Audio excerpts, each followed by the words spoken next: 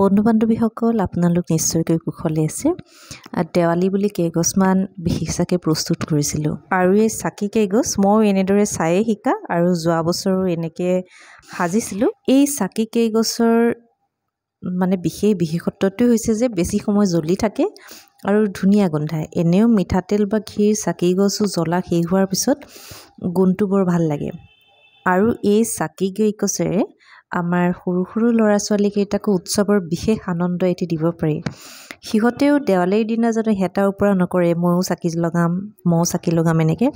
কেতিয়াবা তেল পৰে, কেতিয়াবা হয়তো শলিতা পৰে বা জ্বলাব খোজোতে শলিতাডাল তেলতে লুকাই যায়। এই চাকি কেইগছে তেনেকুৱা অসুবিধা নিদিয়ে সিহঁতক।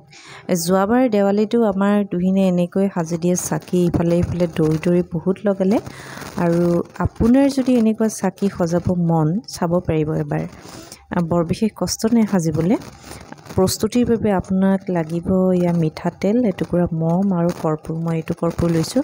এতিয়া মই এটা বাতিত অকণমান মিঠাতেল লৈছোঁ আৰু মিঠাতেলখিনি অলপ গৰম হ'বলৈ দিছোঁ। আৰু গৰম হোৱাৰ পিছত ইয়াতে মই কাটি লোৱা মমৰ টুকুৰা আৰু একেলগে কৰ্পূৰ কেইটামানো দি দিছোঁ। আৰু এইখিনি গলিল কাম মোটামুটিকৈ শেষেই আৰু তাৰপিছত এই গলি যোৱা এই বস্তুখিনি আপুনি চাকিত শলিতা দি লগাই দিলে হৈ গ'ল।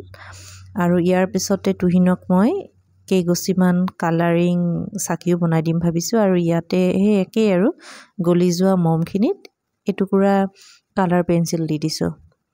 কালাৰ পেঞ্চিল আমাৰ যিটো ৱাক্স পেঞ্চিল, সেইটো মম পেঞ্চিল সেইটোৱে দিছোঁ কালাৰ হিচাপত। আৰু এতিয়া এনেকৈ চাকিবিলাকত দি গৈছোঁ শলিতা দি আৰু ঠাণ্ডা হোৱাৰ পিছত এনেকৈ গোট মাৰি যাব আৰু জ্বলাবলৈ সুবিধা হয়। আৰু এটা কথা দেই, এই যে কালাৰ মই চাকি কেইগছ বনাইছোঁ, ইয়াত কিন্তু মই মিঠাতেলৰ লগত মম মিহলি কৰা নাই, এনেই মমখিনি গলাই তাতে সেই কালাৰ পেঞ্চিলডাল দিছিলোঁ।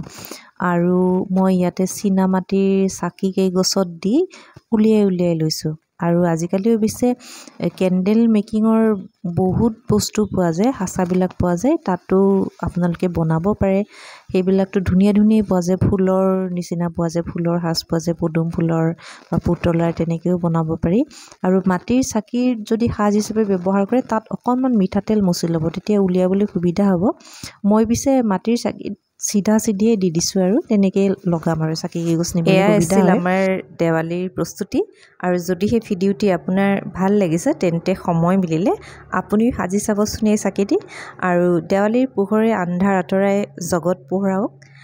আমাৰ সকলো মানুহৰ মনৰ পৰা অজ্ঞানতাৰ আন্ধাৰবোৰ দূৰ কৰক, কাৰণ মনবোৰ পোহৰ হ'লেহে জগত পোহৰ হ'ব। আৰু চাকিৰ উত্তাপত চগাবোৰৰ দৰে মানুহৰ অমানৱীয় গুণবোৰো যাওক, মানুহ হৈ পৰক। প্ৰাণৰ শিল্পী জুবিন গাৰ্গে ন্যায় পাওক, তাৰেই কামনাৰে আজিলৈ আহিছোঁ। পুনৰ লগ পাম আন এটি ভিডিঅ'ত।